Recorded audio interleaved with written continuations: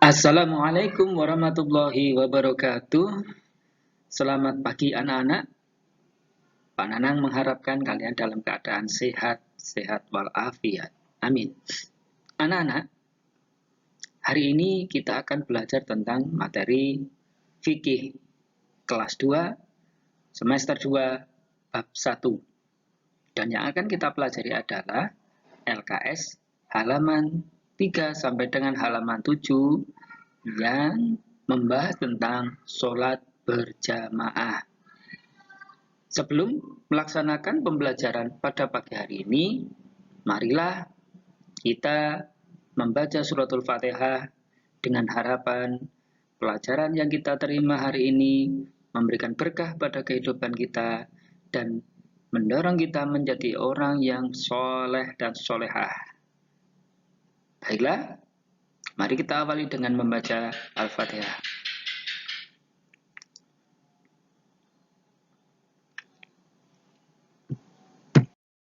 Baiklah anak-anak, siapkan LKS kalian, LKS Fikih, buka halaman 3, dan nanti kita lanjutkan sampai dengan halaman 7. Siapkan? Anak-anakku sekalian, sebelum kita mempelajari tentang materi kita tentang sholat berjamaah, ada beberapa pertanyaan yang perlu saya sampaikan kepada kalian. Di antaranya, apakah anak-anak sudah biasa sholat berjamaah? Tahu nggak kalian, kalau sebenarnya sholat berjamaah itu menjadikan kita orang yang menjadi lebih baik. Nah, karena itu ada beberapa hal yang perlu kita ketahui tentang sholat berjamaah. Apalagi sholat berjamaah sangat penting bagi kehidupan kita. Karena itu, ada pertanyaan, mengapa harus sholat berjamaah? Jawabannya banyak. Nah, di antaranya jawaban-jawaban tentang mengapa kita harus sholat berjamaah adalah 1. Sholat berjamaah adalah simbol keutuhan dan kerukunan umat Islam. 2. Sekat perbedaan hilang, digantikan persatuan dan persaudaraan sesama muslim. Daerah jika sholat yang dikerjakan dengan berjamaah mempunyai pahala yang jauh lebih besar dibandingkan sholat sendirian. Rasulullah Shallallahu Alaihi Wasallam bersabda, "Sholatul jamaati afdalu minas sholatil fadhi bisab'in wa isrina darajah." Yang artinya, sholat berjamaah lebih utama daripada sholat sendirian dengan selisih 27 derajat. Nah, ini menunjukkan bahwa sholat jamaah itu lebih baik daripada sholat sendirian. Kalian bayangkan, jika kalian sholat sendirian hanya dapat 1, tapi jika kalian sholat berjamaah, kita mendapatkan pahala 27 derajat. Ayo, bisa hitung nggak? Berapa selisihnya? Berapa? Iya benar, 27 derajat itu jika dikurangi 1, maka selisihnya adalah 26. Bayangkan, selisihnya sangat besar.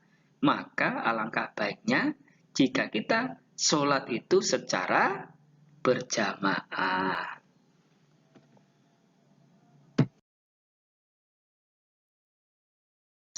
Anak-anakku sekalian, tentu kalian bertanya, mengapa kita harus melaksanakan sholat secara berjamaah?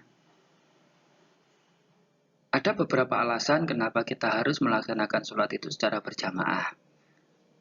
Alasan yang pertama adalah sholat berjamaah pahalanya adalah 27 kali lipat lebih besar daripada sholat sendirian.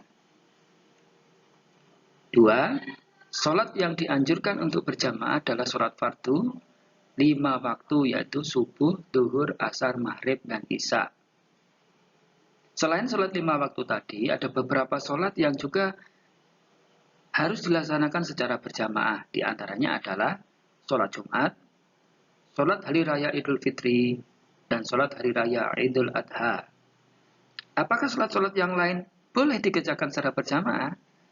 Sesungguhnya adalah sholat sunnah, boleh. Kemudian, sholat berjamaah adalah Sholat fardu 5 waktu hukumnya sunat muakkad, yaitu sunat yang sangat dianjurkan. Jadi sangat dianjurkan untuk dilaksanakan. Dan di sini sholat Jumat hukumnya adalah wajib. Nah, itu adalah alasan mengapa kita harus melaksanakan sholat berjamaah. Jadi, alasan yang pertama adalah pahala sholat berjamaah itu lebih besar daripada sholat sendirian. Alasan yang kedua adalah jika dikerjakan secara berjamaah, maka akan mendorong umat Islam untuk lebih rukun, sehingga persatuan dan kesatuan dari umat Islam lebih kuat. Anak-anakku sekalian, pada materi fikih kelas 2 ini, kita membahas tentang sholat berjamaah. Nah, apa saja tujuan dari pembelajaran kita pada pagi hari ini? Tujuan kita belajar tentang materi sholat berjamaah ini, yang pertama adalah kita bisa memahami arti dari sholat berjamaah. Kemudian, kita bisa mendeskripsikan tentang sholat berjamaah.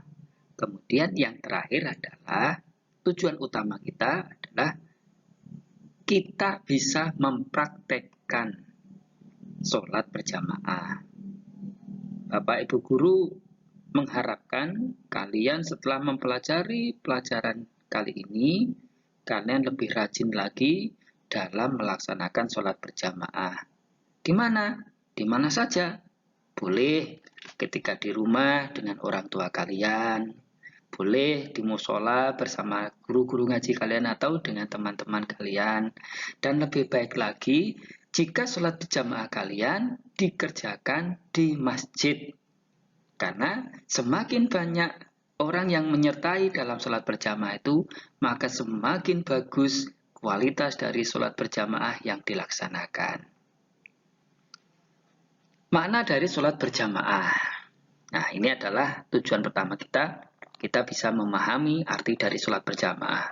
Apa sih sholat berjamaah itu? Dalam bahasa, sholat berjamaah artinya adalah sholat yang dikerjakan bersama-sama. Bersama siapa? Ya, bersama orang lain. Dan dalam satu waktu. Kemudian kalau menurut Syara adalah sholat yang dikerjakan bersama-sama oleh 2 orang atau lebih. Di sini ada kata-kata oleh 2 orang. Maknanya adalah sholat jamaah itu dikerjakan paling sedikit oleh berapa orang? Iya benar, oleh 2 orang. Jadi di situ ada yang menjadi imam dan ada yang menjadi makmum. Pak, ada pertanyaan, Pak, saya sholat bersama-sama di masjid. Tapi apakah kalian di situ ada yang menjadi imam? Tidak, saya sendiri, teman saya di sebelah saya sendiri. Nah, itu bukan sholat berjamaah. Hanya sholatnya dikerjakan bersamaan, tapi bukan bersama-sama. Yang disebut sholat berjamaah itu jika ada yang menjadi imam dan ada yang menjadi makmum. Minimal 1 orang menjadi imam, 1 orang menjadi makmum. Maka itu sudah bisa disebut dengan sholat berjamaah. Tadi disebutkan dalam sholat berjamaah itu ada yang menjadi imam dan ada yang menjadi makmum. Sekarang, syarat-syarat menjadi seorang imam dalam sholat berjamaah, yang pertama adalah 1. Imam itu jika laki-laki boleh menjadi imam siapa saja, baik makmum laki-laki maupun makmum perempuan. Nomor 2, seorang perempuan boleh menjadi imam bagi makmum perempuan. Sedangkan laki-laki tidak boleh bermakmum kepada perempuan. Jadi, kalau imamnya seorang perempuan, makmumnya juga harus perempuan. Tidak boleh ada yang menjadi makmum itu di situ seorang laki-laki, tidak boleh. Kenapa? Karena imamnya seorang perempuan. Kalau imamnya tadi seorang laki-laki, maka boleh makmumnya boleh perempuan, boleh laki-laki. Atau semua orang bisa menjadi makmum jika imamnya seorang laki-laki. Kemudian yang ketiga adalah seorang imam harus berakal sehat. Tidak boleh orang yang gila atau sedang mabuk atau sedang ngelamun dia menjadi seorang imam, tidak boleh. Karena apa? Sholat jamaahnya tidak sah. Kalau sholat jamaah tidak sah, maka sholatnya juga tidak sah. Kemudian yang keempat, syarat menjadi seorang imam itu harus fasih membaca Al-Quran. Jadi makhorijul hurufnya harus bagus. Kemudian bacaannya juga harus jelas. Tahu tata aturan mengerjakan sholat wajib. Kemudian dia tidak pelat. Tidak boleh. Kalau pelat nanti makmumnya tertawa pada waktu pada waktu sholat, misalnya Bismillahirrahmanirrahim. Nah, kira-kira kalian yang di belakang kira-kira tertawa apa tidak? Maka tidak boleh. Jadi seorang imam itu harus fasih membaca Al-Quran. Kemudian syarat yang kelima adalah seorang imam itu harus mengetahui ketentuan-ketentuan dalam sholat, terutama sholat wajib, baik rukunnya, baik syarat sah sholatnya, baik hal-hal yang membatalkan sholat, baik hal-hal yang bersifat sunnah sholat, itu harus paham. Jadi minimal di sini adalah seorang imam harus sudah baligh. Apa itu baligh? Baligh itu sudah mengetahui mana yang benar dan mana yang salah. Kalau tadi kita bahas tentang imam, sekarang selanjutnya adalah kita bahas tentang makmum. Makmum itu adalah orang yang mengikuti imam, namanya makmum. Dan makmum posisinya harus berada minimal di belakang imam. Jadi tidak boleh seorang makmum itu berada di depan imam. Nah, syarat-syarat menjadi seorang makmum dalam sholat berjamaah adalah: 1. Makmum harus berniat mengikuti imam. Ingat, niatnya makmuman. Apa makmuman? Mengikuti imam. Kemudian yang kedua, makmum harus mengetahui gerak-gerik imam. Jadi makmum itu melihat ketika imamnya ruko, ya dia harus ikut ruko. Imamnya sujud, ya dia harus ikut sujud. Pak, bagaimana kalau seorang makmum tidak tahu imamnya, tidak mengetahui gerakan imamnya, tapi makmum itu harus tahu gerakan makmum yang lain. Nah, berarti kalau kalian berada di masjid kan tidak mungkin harus menggerombol semuanya di belakang imam. Ya harus agak jauhan sedikit juga boleh. Asalkan kalian bisa mengikuti gerakan-gerakan makmum yang lain yang otomatis gerakan makmum itu juga mengikuti gerakan imam. Kemudian yang ketiga, berada dalam satu tempat bersama imam. Jadi dalam satu tempat, dalam satu masjid, misalnya imamnya di masjid Baitur Rahman, ya makmumnya harus berada di masjid tersebut. Bagaimana kalau imamnya berada di Saudi, makmumnya berada di Indonesia dengan melihat TV? Apakah itu boleh dikatakan dalam satu tempat? Tidak boleh. Itu tidak boleh ya. Kemudian syarat yang keempat, tempat berdirinya makmum tidak boleh lebih depan daripada imam. Tadi sudah disebutkan, makmum tidak boleh berada di depan atau berada sejajar dengan imam. Di samping imam tidak boleh, harus di belakangnya, walaupun berjarak 1 kaki. Maksudnya, kaki makmum itu letaknya di belakang kaki imam. Tidak boleh lurus atau berada di depannya. Syarat yang kelima, jika imam lupa dalam jumlah rakaat, makmum harus menegurnya dengan cara yang sudah ditentukan. Ini sebenarnya kalau imamnya lupa saja. Bagaimana cara mengingatkannya? Jika makmum laki-laki dengan mengucapkan tasbih. Apa itu tasbih? Ayo. Tasbih itu bacanya adalah subhanallah. Jadi kalau ada imam misalnya dalam sholat dia lupa urutannya, kemudian imam itu waktunya duduk tahiyat, imamnya berdiri, maka bisa dikatakan imamnya lupa. Maka makmum wajib mengingatkan. Bagaimana? Ya kalau makmum laki-laki, maka makmum itu cukup mengucapkan subhanallah. Bagaimana kalau makmum perempuan? Karena suara makmum perempuan ini dalam agama Islam dikatakan sebagai sesuatu yang dilarang untuk diperdengarkan, maka makmum perempuan cukup mengingatkan imam tersebut dengan bertepuk tangan. Menepukkan bagian telapak tangan kanan ke bagian luar telapak tangan kiri. Jadi kalian itu pada waktu sholat kan tangan kanan memegang tangan kiri. Maka kalau makmum perempuan mengingatkan imam yang lupa, cukup menepukkan tangannya, bukan seperti tepuk tangan biasa, tetapi membuka sendakepnya tadi dengan menepukkan ke tangan kiri. Jadi gini. Nah, gitu suaranya. Sampailah kita pada bagian yang terakhir tentang materi kita. Maka mulai dari awal tadi, Pak Nanang mengharapkan kalian bisa memahami apa yang Pak Nanang sampaikan.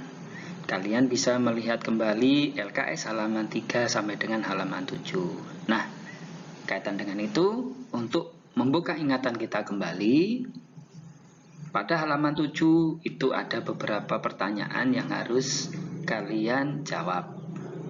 Yaitu, 1. Apakah yang dimaksud dengan sholat berjamaah? 2. Sebutkan macam-macam sholat yang diutamakan untuk dikerjakan secara berjamaah. Jadi, kalian harus menyebutkan sholat apa saja yang lebih utama jika dikerjakan untuk secara berjamaah. Yang ketiga, sebutkan syarat menjadi seorang imam. Saya sebutkan 2 saja ya. Tulis 2 saja syarat menjadi seorang imam. Jadi ya kalau jadi seorang imam itu harus bagaimana dan harus apa. Kemudian yang keempat, sebutkan imam yang tidak sah untuk diikuti. Kira-kira imam yang bagaimana yang tidak boleh kita ikuti. Dan yang kelima, apa yang harus dilakukan oleh makmum jika makmum laki-laki ini jika mengetahui imam lupa atau salah saat melakukan rukun dalam sholat berjamaah. Apa yang kalian lakukan? Nah, anak-anak, itulah akhir dari pertemuan kita kali ini. Saya harapkan kalian bisa mengikuti pembelajaran dengan baik, bisa memahami pelajaran kita kali ini. Dan semoga apa yang kita pelajari hari ini memberikan berkah pada kehidupan kita. Akhirul kalam, mari kita baca alhamdulillah bersama-sama sebagai ucapan bahwa kita melaksanakan dengan baik. Alhamdulillahirabbil alamin. Baiklah anak-anak, mohon maaf jika ada kata-kata atau sesuatu yang kurang berkenan atau kurang kalian pahami, dan terima kasih untuk perhatiannya. Wassalamualaikum warahmatullahi wabarakatuh. Catatan, salinlah jawaban yang telah kalian pelajari tadi dalam buku, kemudian foto, unggah di absen kalian hari ini.